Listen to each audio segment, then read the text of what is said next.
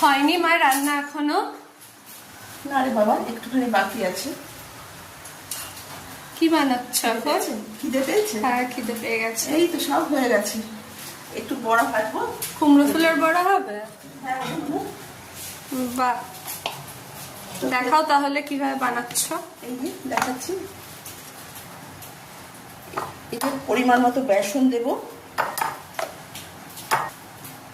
1 চামচ কর্নফ্লাওয়ার, কালো জিরে দিলাম। লবণ দিলে? এবার হলুদ। এবার পরিমাণ মতো হলুদ। এবার ভালো করে সামান্য একটু জল দিয়ে মিশিয়ে নেব। কুমড়ো ফুলগুলো এই যে পেছনটা এভাবে বের করে ভালো করে ধুয়ে নিয়ে